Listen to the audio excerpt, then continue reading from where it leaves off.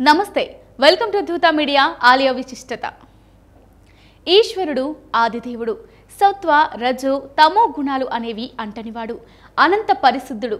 శంభో శంకర హరహర మహాదేవ అని స్తుతించిన వెంటనే పలికే నిరాకార నిర్గుణ సంపన్నుడు ఆ మహాదేవుడు.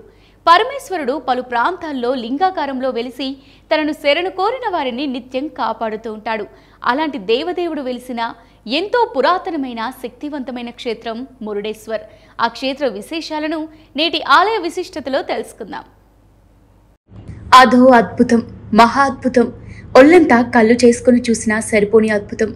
అరేబియా సముద్రం ఒడ్డున కొలువైయున్న ఈశ్వరుని భారీ విగ్రహం, అత్యంత ఎత్తైన రాజగోపురం. ఇక్కడికి వచ్చే భక్తులకు ఆశ్చర్యాన్ని, ఆధ్యాత్మిక ఆనందాన్ని కలిగిస్తుంది. రామాయణ కాలం నాటిదైన ఈ ఆలయ విశేషాలను ఇప్పుడు తెలుసుకుందాం. అరేబియా తీరం వెంబడి ఉన్న ఈ దేవాలయంలో ప్రతిదీ ప్రత్యేకమైనదే. చాలా దూరం నుంచి ఆకాశాన్ని అంటుతున్నట్టు కనిపించే ఎత్తైన రాజగోపురం ఇక్కడి ప్రత్యేకత. ఇది దేశంలోనే అత్యంత ఎత్తైన రాజగోపురం. దీని ఎత్తు 237.5 అడుగులు, పీఠభాగం 105 అడుగులు. రాజగోపురం పైకి పోతున్న కొద్దీ తగ్గుతూ శిఖరం వద్ద 75 అడుగులు ఉంటుంది. 21 అంతస్తులతో కూడిన ఈ బృహత్ గోపురం మీద ద్రావిడ శిల్పకళా రీతిలో చెక్కిన శిల్పాలను చూడవచ్చు. ఈ భారీ నిర్మాణం కోసం 500 మందికి పైగా పనిచేశారట. రాజగోపురానికి తగ్గట్లే దానికి ముందు 2 భారీ ఏనుగులు స్వాగతం పలుకుతూ ఉంటాయి. ఎత్తైన రాజగోపురం చూడడంతో ఆశ్చర్యపోయే భక్తులకు ఇక్కడ ఈశ్వరుడి విగ్రహం మరో లోకంలోకి తీసుకెళ్తుంది. దీంతో భక్తులు సంభ్రమాశ్చర్యాలకు గురవుతారు. ప్రపంచంలోనే 2 అతిపెద్దదైన పరమేశ్వరుని విగ్రహంగా ఇది ప్రసిద్ధి చెందింది. 123 అడుగుల ఎత్తైనది ఈ భారీ విగ్రహం. 3 వైపులా అరేబియా సముద్రం చుట్టుముట్టిన కందుకగిరిపై కొలువైయున్నాడు భారీ మురుడేశ్వరుడు. బృహదాకారంలోని శివుని రూపం. చతుర్భుజాలు, ఒక చేతిలో త్రిశూలం, మరో చేతిలో ఢమరుకం, మెడలో నాగరాజు, రుద్రాక్షమాలలు, శిరస్సున గంగమ్మతో కొలువై మహాద్భుతంగా కనిపిస్తూ ఉంటారు. స్వామి పద్మాసనంతో తీక్షణమైన చూపులు, చిన్ముద్రతో ప్రశాంత వదనంలో కనిపిస్తాడు. ఆయన శరీరం అంతా వెండి రంగులో తలతలలాడుతూ ఆధ్యాత్మిక కాంతులను వెదజల్లుతూ ఉంటుంది. ఉదయం పూట అరేబియా సముద్రం వైపు నుంచి వచ్చే భానుడి కిరణాలు మీద పడినప్పుడు స్వామివారి విగ్రహం దగదగ మెరిసిపోతూ ఉంటుంది. అంతటి ఎత్తైన భారీ శివుని విగ్రహాన్ని చూడడానికి 2 కన్నులు సరిపోవు. బృహత్ శివస్వరూపం ఎదురుగా ఆయన పరమ భక్తుడు కొలువుదీరి ఉంటారు. స్వామికి తగినట్లే నందీశ్వరుడు భారీ విగ్రహం కూడా వెండి కాంతులతో మెరిసిపోతూ ఉంటుంది. భక్తులందరి మాదిరిగానే శివయ్యను దర్శనం చేసుకోవాలనే కోరికతో సముద్రుడు సైతం అలల రూపంలో ఎగిసిపడుతుంటాడు. సముద్ర ఘోష భక్తులకు శివనామస్మరణలా వినిపిస్తూ ఉంటుంది. ఎంతో పురాతనమైన, పవిత్రమైన, శక్తివంతమైన క్షేత్రం మురుడేశ్వర్. ఆలయ గోపురం, గర్భాలయ శిఖరం, ప్రాకారం పై భాగమంతా వర్ణకాంతులతో వెలిగిపోతూ ఉంటుంది. ప్రాకారంపై తీర్చిదిద్దిన దేవతామూర్తుల శిల్పాలు అపూర్వ కళా శోభితాలై కనువిందు చేస్తుంటాయి. మురుడ అంటే కన్నడంలో వస్త్రం అని అర్థం. సంతోషం అంటే అర్థం కూడా వస్తుంది. అందరినీ సంతోషపెట్టే ప్రదేశం కాబట్టే ఈ ప్రాంతాన్ని మురుడేశ్వర్ అని పిలుస్తుంటారు.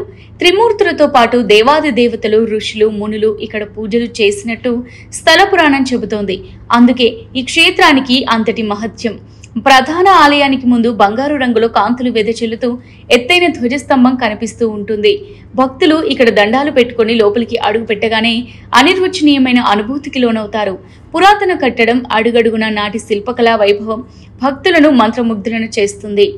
ఇక్కడ స్వామివారి పానమట్టానికి ప్రత్యేక ప్రాశస్త్యం ఉంది.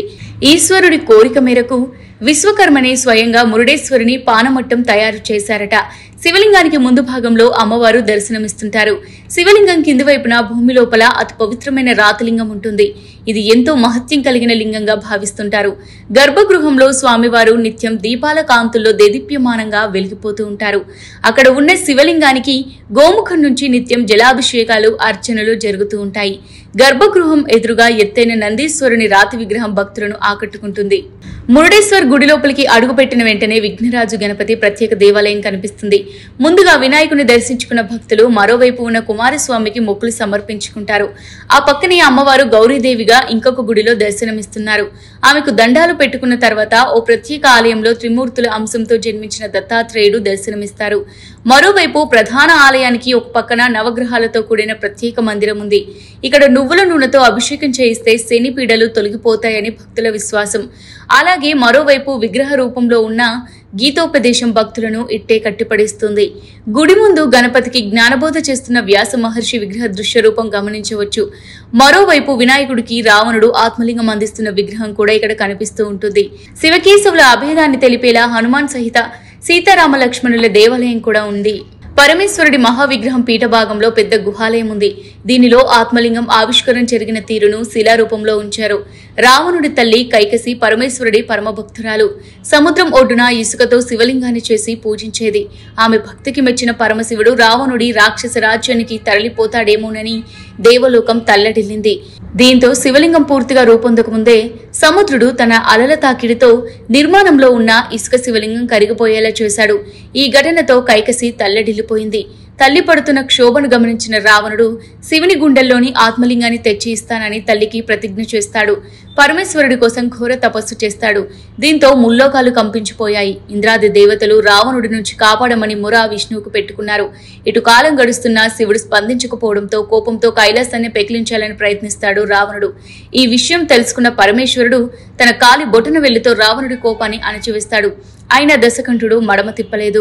మళ్లీ తపస్సు చేసి పరమేశ్వరుడిని అనుగ్రహం పొందుతాడు. శివయ్య పార్వతీ సమేత దర్శనమిస్తాడు. ఏదైనా కోరిక కోరుకోమని భూలశంకరుడు వరమిస్తాడు. అప్పటికే నారదుని శక్తి వల్ల రావణుడికి మాయా ఆవహించింది. దీంతో పార్వతీదేవినే ఇవ్వమని అడిగాడు రావణుడు. అయితే ఇచ్చిన మాటను తప్పని ఈశ్వరుడు తథాస్తు అన్నాడు. విజయ గర్వంతో పార్వతీదేవితో లంకా నగరానికి పయనమయ్యాడు రావణుడు. దారిలో నారదుడు ఎదురుపడ్డాడు. రావణ, పార్వతీదేవి అనుకుని కాలిని తీసుకుపోతున్నావా అని ప్రశ్నించాడు నారదుడు. ఆశ్చర్యంతో రావణుడు వెనుదిరిగి చూసేసరికి పార్వతీదేవి మహాకాళిలాగా దర్శనమిస్తుంది. పార్వతీదేవి పాతాళంలో ఉంటుంది. అక్కడికి వెళ్లమంటూ రెచ్చగొట్టాడు నారదుడు. దీంతో పాతాళంపై దండెత్తి అక్కడి రాజు మాయాసురుడిని జయించాడు. మాయాసురుడి కూతురు మండోదరిని పార్వతీదేవిగా భ్రమించి పెళ్లి చేసుకుని తన రాజ్యానికి చేరుకుంటాడు. పొరపాటును గ్రహించిన తల్లి కైకసి రావణుడిని మందలిస్తుంది. దీంతో తిరిగి తపస్సు ప్రారంభిస్తాడు రావణుడు. ఆ పరమేశ్వరుడిని మళ్లీ ప్రసన్నం చేసుకోవడానికి ఒక్కొక్కడిగా తన 10 తలలను అర్పిస్తూ ప్రాణత్యాగానికి సిద్ధపడతాడు. దశకంఠుని భక్తికి మెచ్చిన శివుడు ఏ వరం కావాలో కోరుకోమని సెలవిస్తాడు. తన తల్లి కోసం ఆత్మలింగాన్ని ప్రసాదించమని ప్రార్థిస్తాడు. తథాస్తు అంటూ వరమిచ్చిన పరమేశ్వరుడు ఆత్మలింగం తల్లి చేతి వరకు చేరే వరకు దారిలో ఎక్కడ దించకూడదని చెబుతాడు. ఈ విషయం తెలుసుకున్న నారదుడు విఘ్నేశ్వరుడిని ఆశ్రయిస్తాడు. ఆత్మలింగం లంకకు చేరితే అంతా అరిష్టమని చెబుతాడు. దీంతో వినాయకుడు బ్రాహ్మణ బాలుడి రూపంలో రావణుడిని అనుసరిస్తాడు. ఆ బ్రాహ్మణ బాలకుడిని చూసిన వెంటనే రావణాసురుడు తాను సంధ్యవార్చుకొనవలసిన కారణాన్ని ఆ బాలుడికి చెబుతాడు.